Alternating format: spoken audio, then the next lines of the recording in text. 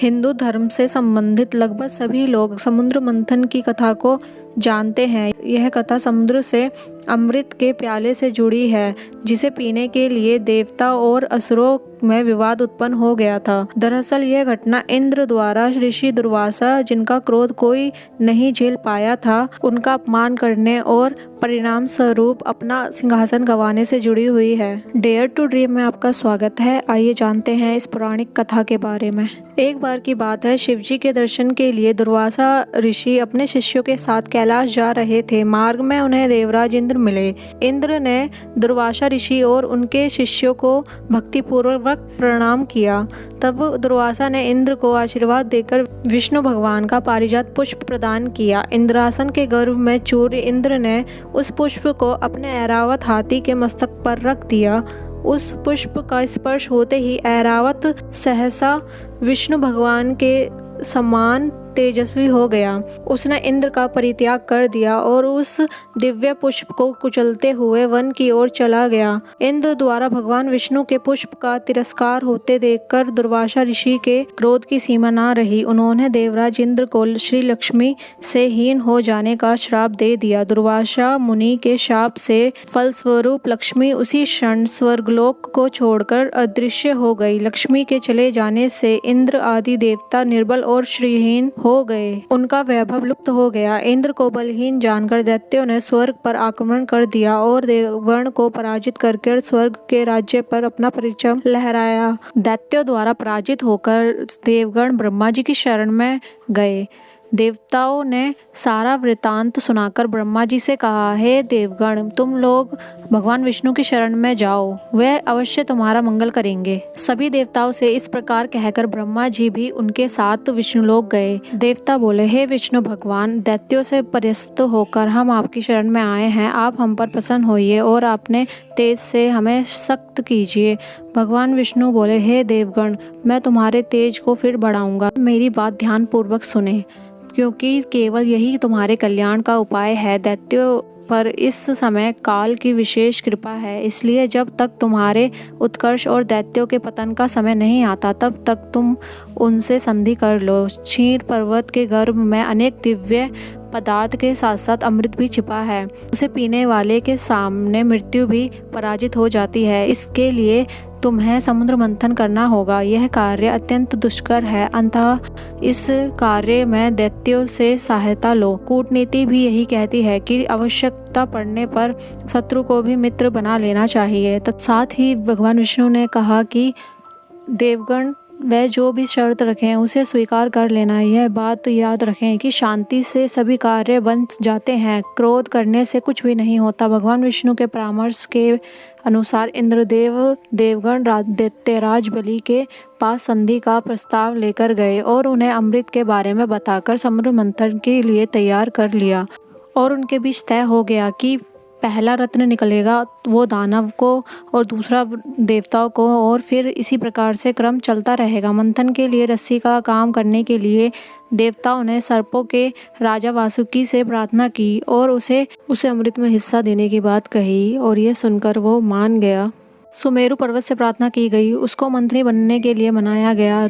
सब तैयारी पूर्ण होने के बाद जैसे ही मंदराचल पर्वत को समुद्र में उतारा गया, वो अपने भार के बल से सीधा सागर की गहराइयों में डूब गया। और तब असुरों में बाणासुर इतना शक्तिशाली था कि उसने मंदराचल पर्वत को अकेले ही अपनी 1000 भुजाओं में उठा लिया और सागर से बाहर ले आया। देव और दानवों के पराक्रम से खुश हो और ब्रह्मा जी की प्रार्थना पर भगवान श्री नारायण ने कच्छप अवतार यानी कछुए का अवतार लिया और पर्वत को अपनी पीठ पर रखा। समुद्र मंथन के लिए समुद्र में मंदराचल को स्थापित कर वासुकी नाग को रस्सी बनाया गया। भगवान ने जिस ओर वासुकी की पूंछ थी उस ओर देवताओं को तथा जिस ओर मुख था उधर दैत्यों को नियुक्त किया। सागर मंथन शुरू हुआ।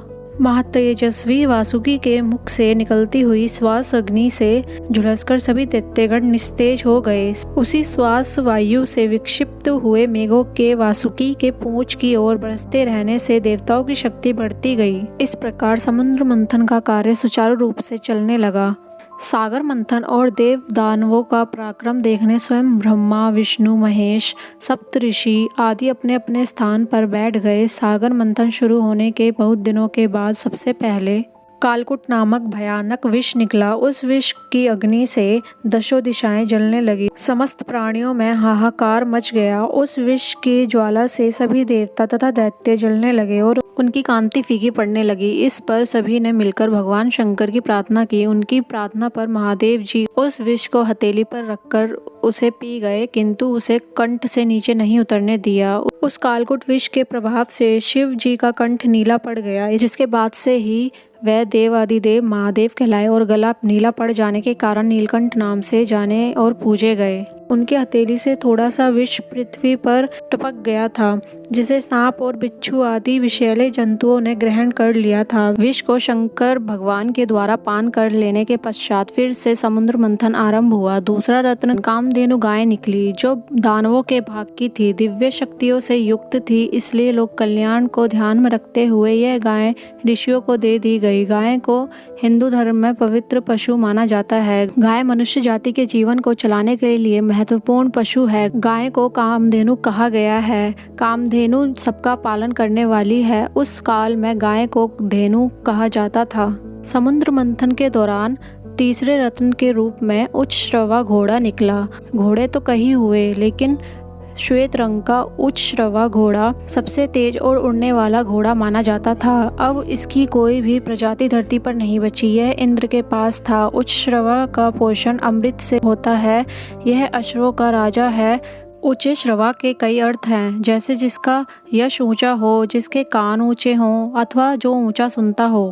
पांचवें रत्न के रूप में ऐरावत हाथी निकला। हाथी तो सभी अच्छे और सुंदर नजर आते हैं, लेकिन सफेद हाथी को देखना अद्भुत है। ऐरावत हाथी सफेद हाथियों का राजा था। ईरा का अर्थ जल है, अतः इरावत समुद्र से उत्पन्न हाथी को ऐरावत नाम दिया गया है। यह हाथी देवताओं और असुरों द्वारा किए गए समुद्र मंथन के दौरान निकली 14 मूल्य वस्तुओं में से एक था। मंथन से प्राप्त रत्नों के बंटवारे के समय ऐरावत को इंद्र को दे दिया गया था। 4 दांतों वाला सफेद हाथी मिलना अब मुश्किल है। मंथन के दौरान पांचवा रत्न था कौस्तुभ मणि। कौस्तुभ मणि को भगवान विष्णु धारण करते हैं। महाभारत में उल्लेख है कि कालिया नाग को श्री कृष्ण ने गरुड़ के त्रास से मुक्त किया था। उस समय कालिया नाग ने अपने मस्तक से उतारकर श्री कृष्ण को कौस्तुभ मणि दे दी थी। इस लिहाज से यह मणि धरती के किसी गुफा या समुद्र में समा गए द्वारका के हिस्से में होनी चाहिए। छठे रत्न के रूप में कल्प वृक्ष निकला। इस वृक्ष को कल्पद्रुम या कल्पतरु भी कहते हैं। इसे प्राप्त करने के बाद देवराज इंद्र ने इसे सुरकानन में स्थापित कर दिया था। स्कंद पुराण और विष्णु पुराण में पारिजात को ही कल्प वृक्ष कहा गया है। यह स्पष्ट नहीं है कि कल्पद्रुम आखिर क्या है। ज्योतिषियों के अनुसार कल्पद्रुम एक प्रकार का योग होता है। समुद्र मंथन के दौरान 7वें रत्न के रूप में सुंदर अप्सरा प्रकट हुई, जिसे रांभा कहा गया। पुराणों में रांभा का चित्रण एक प्रसिद्ध अप्सरा के रूप में माना जाता है। अप्सरा को गंधर्व लोक का वासी माना जाता है। समुद्र मंथन के दौरान इंद्र ने देवताओं से रांभा को अपनी राजसभा के लिए प्राप्त किया था। समुद्र मंथन के दौरान 8वें रत्न के रूप में देवी लक्ष्मी की उत्पत्ति हुई थी। लक्ष्मी अर्थात श्री और समृद्धि की उत्पत्ति। माना जाता है कि जिस भी घर में स्त्री का सम्मान होता है, वहाँ समृद्धि कायम रहती है। इनके अवतार के बाद देव और दानव सभी चाहते थे कि लक्ष्मी उन्हें मिल जाए, लेकिन लक्ष्मी ने भगवान विष्णु का वरण किया।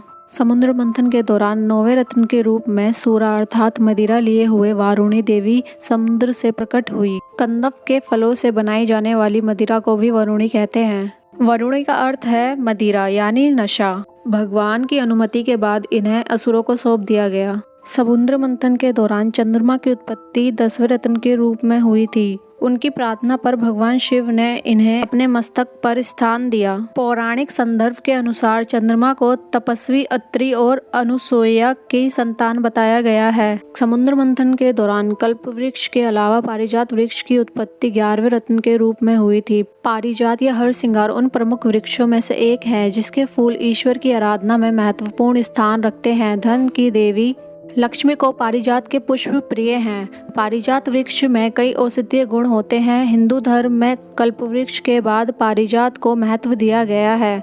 इसके बाद बरगद, पीपल और नीम का महत्व है। समुद्र मंथन के दौरान 12वें रत्न के रूप में शंख की उत्पत्ति हुई। 14 रत्नों में से एक शंख को माना गया है। शंख को विजय, समृद्धि, सुख, शांति, यश, कीर्ति और लक्ष्मी का प्रतीक माना गया है। सबसे महत्वपूर्ण यह है कि शंख नाद का प्रतीक है। यह शंख भगवान विष्णु को समर्पित कर दिया गया, इसलिए लक्ष्मी विष्णु पूजा में शंख को अनिवार्य रूप से बजाया जाता है। शंख ध्वनि शुभ मानी गई है। शंख ध्वनि कीटाणुओं को नष्ट करने की उत्तम औषधि है। समुद्र मंथन के दौरान 13वें रत्न के रूप में भगवान धन्वंतरी हाथ में अमृत का स्वर्ण कलश लेकर प्रकट हुए।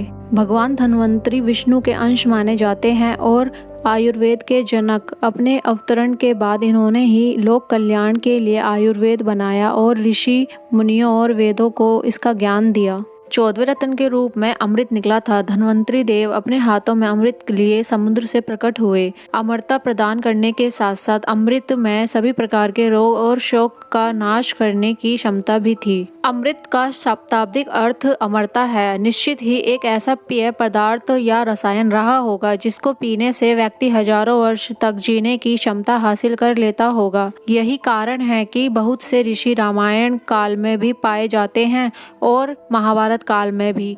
समुद्र मंथन के अंत में अमृत का कलश निकला था। अमृत के नाम पर ही चरणामृत और पंचामृत का प्रचलन हुआ है। अमृत के लोभ में ही असुर समुद्र मंथन के लिए तैयार हुए थे। तो जब समुद्र से अमृत के लिए धन्वंतरी निकले तब असुरों के धैर्य की सीमा टूट गई और वह धन्वंतरी से अमृत छीनने की कोशिश करने लगे। धन्वंतरी से अमृत छीनने के बाद असुर आपस में ही अमृत पहले पीने के लिए लड़ने लगे, पर कोई भी अमृत पी नहीं सका। यह देखकर देवताओं ने भगवान विष्णु से सहायता का अनुरोध किया। तब विष्णु भगवान बोले कि असुरों का अमृत पान करके अमरत्व प्राप्त करना सृष्टि के लिए भी हितकारी नहीं है। यह कहकर भगवान विष्णु ने मोहिनी रूप धारण किया, जो सब प्रकार की स्त्रियोचित गुणों से परिपूर्ण थी। भगवान विष्णु के इस अवतार को मोहिनी अवतार भी कहते हैं। मोहिनी रूप धारण करके भगवान असुरों के बीच चले गए। असुरों ने ऐसा रूप लावण्य पहले नहीं देखा था, तो सबके सब भगवान की माया से मोहित हो गए। तब मोहिनी ने कहा कि आप सब लोग व्यर्थ में ही झगड़ रहे हैं। मैं इस अमृत को देवता और दैत्यों में बराबर बांट देती हूँ। इस प्रकार उन्होंने 2 पंक्तियां बनवाई, पहली दैत्यों की और दूसरी देवताओं की, और छल से अमृत सिर्फ देवताओं को ही पिलाने लगी। मोहिनी के आकर्षण में मोहित दैत्य इसे समझ नहीं पाए, पर राहु नामक दैत्य इस चाल को समझ गया और वेश बदलकर देवताओं की पंक्ति में बैठ गया और अमृत पान कर लिया। वह अमृत उसके कंठ तक ही पहुंचा था कि देवताओं की कल्याण भावना से प्रेरित होकर चंद्रमा और सूर्य ने उसके भेद को प्रकट कर दिया। जैसे ही भगवान विष्णु को इस बात का पता चला, उन्होंने सुदर्शन चक्र से राहु का सर धड़ से अलग कर दिया, पर अमृत पान के कारण राहु के शरीर के दोनों ही भाग जीवित रह गए। सिर वाला भाग राहु और धड़ वाला भाग केतु कहलाया। ज्योतिष में इनका बहुत महत्व है और यह दोनों छाया ग्रह है, अन्य नवग्रहों पर विशेष प्रभाव डालते हैं। तभी से राहु के उस मुख ने चंद्रमा और सूर्य के साथ अटूट वेश निश्चित कर दिया, जो आज भी उन्हें पीड़ा पहुंचाता है। अमृत का पान करके देवताओं की शक्ति फिर से बढ़ गई और उन्होंने दैत्यों पर आक्रमण करके उन्हें पराजित कर दिया और स्वर्ग का राज्य प्राप्त कर लिया। इसी के साथ हम हमारी समुद्र मंथन की कहानी को यहीं विराम देते हैं। अगर आपको ये वीडियो अच्छी लगी हो तो हमारे चैनल को लाइक, शेयर और इसी तरह की और वीडियो देखने के लिए हमारे चैनल को सब्सक्राइब करें। Thank you so much. Her her Mahadev.